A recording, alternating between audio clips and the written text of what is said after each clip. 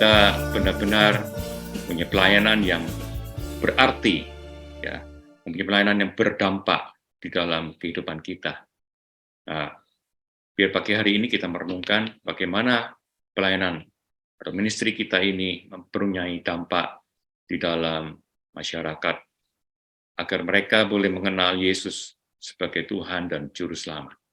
Kalau kita berbicara tentang impactful ministry, Bapak sekalian, ada satu ayat yang boleh menjadi motivasi kita pada pagi hari ini. Di dalam Kisah Para Rasul 1 ayat yang ke-8. Ayat ini seringkali dibicarakan, seringkali ayat ini juga dibahas ketika kita memasuki Pentakosta. Ya, Kisah Para Rasul 1 ayat 8 mengatakan demikian. Tetapi kamu akan menerima kuasa kalau Roh Kudus turun ke atas kamu, dan kamu akan menjadi saksiku di Yerusalem dan di seluruh Yudea dan Samaria dan sampai ke ujung bumi. Bapak sekalian, kalau kita bicara tentang suatu pelayanan yang berdampak, apa ukurannya bisa disebut dengan berdampak pelayanan kita? Kata kuncinya dalam Kisah Para Rasul 1 ayat 8 ini adalah kamu akan menjadi saksiku. Jadi Bapak sekalian, dari ayat ini kita belajar bagaimana suatu pelayanan itu dikatakan berdampak ketika suatu masa di mana kita dikatakan kita ini menjadi saksinya Tuhan. Jadi satu saksi yang disampaikan oleh rekan kita bahwa lewat kesaksian itu ada kekuatan yang luar biasa. Nah, kesaksian ini Bapak sekalian bisa secara langsung atau tidak langsung. Ya. Yang terpenting adalah bagaimana proses dari kita menjadi saksinya Tuhan. Kita bisa menjadi saksinya Tuhan yang luar biasa, yang berdampak, ketika kita ini mendapatkan kuasa Roh Kudus. Sebab itu, mari pagi hari ini kita kembali kepada firman Tuhan. Andalkan kuasa Roh Kudus, supaya pelayanan kita adalah pelayanan yang berdampak. Kita menjadi saksinya Tuhan. Kalau kita bicara tentang kuasa itu dalam bahasa aslinya dikatakan dunamis, yang artinya kekuatan, mujizat, kesanggupan. Itulah yang kita akan dapatkan pada Roh Kudus, suatu kuasa yang luar biasa. Dan suatu pelayanan dikatakan berdampak itu karena ada suatu progres yang terus meningkat dampaknya. Dari ayat yang kita baca tadi, Kisah Rasul ayat 8, dikatakan bahwa kamu akan menjadi saksiku di Yerusalem. Yerusalem berbicara tentang lingkup yang paling dekat, yang paling kecil mungkin, yaitu keluarga kita, ya, saudara kita, lingkungan kita. Dan dikatakan di seluruh Yudea, di suatu masyarakat yang lebih luas lagi, dan Samaria, di tempat-tempat di mana orang belum mengenal Tuhan. Bahkan dikatakan sampai ke ujung bumi. Ya, kita tahu Indonesia ini begitu luas, dari Sabang sampai Merauke. Ya, begitu banyak tempat di mana ujung-ujung bumi itu belum terjangkau. Sebab itu, bagaimana dengan kerinduan kita, Bapak sekalian, FGB Men dan LOF, bagaimana kita ingin hidup itu jadi saksinya Tuhan, jadi suatu pelayanan yang berdampak.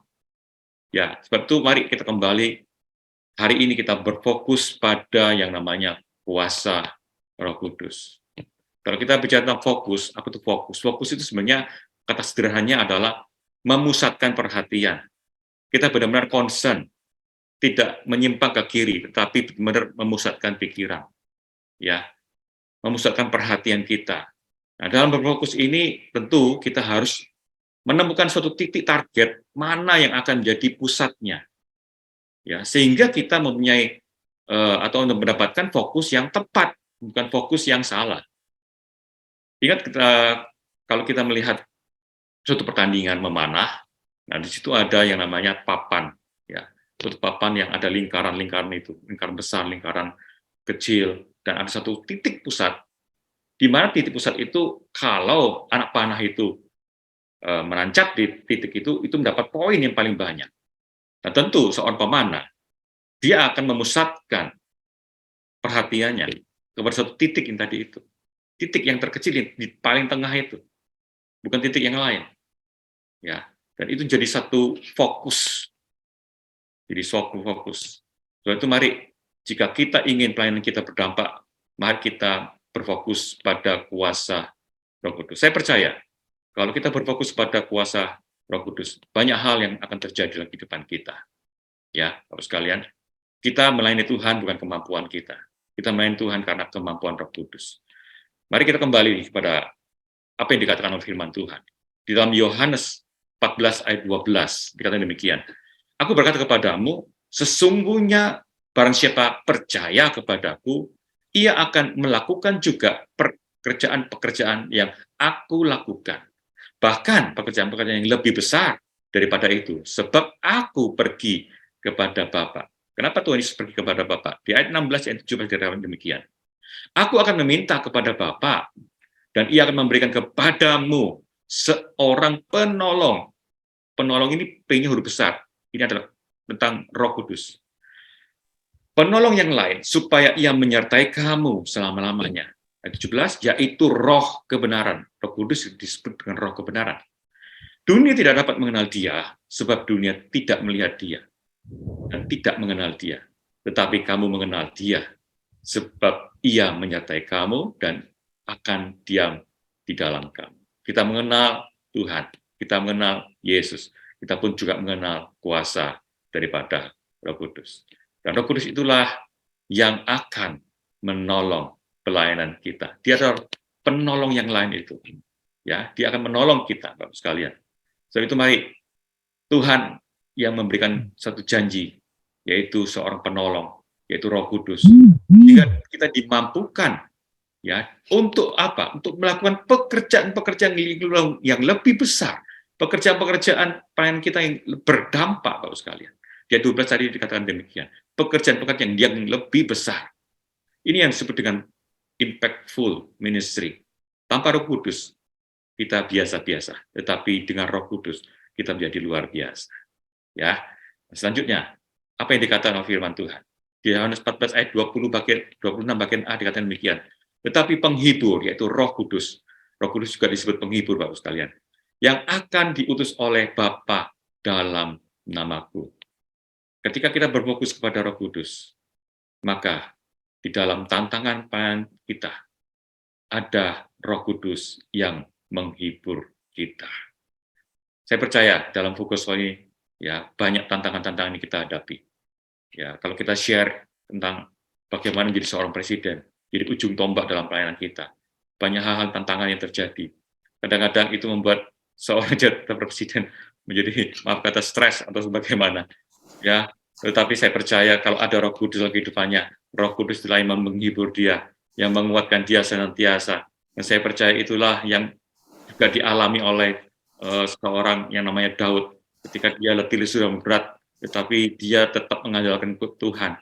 Ya, itu dalam Mazmur 23 dia menulis bagaimana Tuhan menjadi gembalanya dia. Mazmur 23 ayat 4 demikian, Bapak sekalian. Sekalipun aku berjalan dalam lembah kekelaman, aku tidak takut bahaya, sebab Engkau besertaku. Roh Kudus beserta kita. Gadamu dan tongkatmu itulah yang menghibur aku. Tapi kalau bicara dalam konteks yang lain, gadamu dan tongkatmu itulah kekuatan daripada Roh Kudus. Roh Kudus yang menghibur kita, sehingga kita mendapat melewati segala tantangan, lembah kekelaman, Bapak sekalian. Dan yang terakhir, bagaimana dikatakan oleh firman Tuhan, Yohanes 14 ayat 26 bagian B dikatakan demikian. Dialah yang akan mengajarkan segala sesuatu kepadamu dan akan mengingatkan kamu akan semua yang telah kukatakan kepadamu. Roh Kudus itulah juga yang akan memberikan kita, mengajar kita semua, Bapak sekalian, mengajar kita dan mengingatkan kepada kita semua apa yang sudah dikatakan oleh firman Tuhan. Seringkali kalau kita menghadapi tantangan juga, Bapak sekalian, ada Roh Kudus yang senantiasa memberikan arahan, memberikan ajaran, memberikan ingatan bahwa Tuhan tidak selama-lamanya pergi ke surga, tetapi dia mengutus Roh Kudusnya untuk apa? Menyertai kita langkah demi langkah. Sehingga pelayanan kita bukan pelayanan yang biasa-biasa, tetapi pelayanan kita adalah pelayanan yang berdampak, sebab kita tetap berfokus kepada Roh Kudus. Itulah kekuatan kita.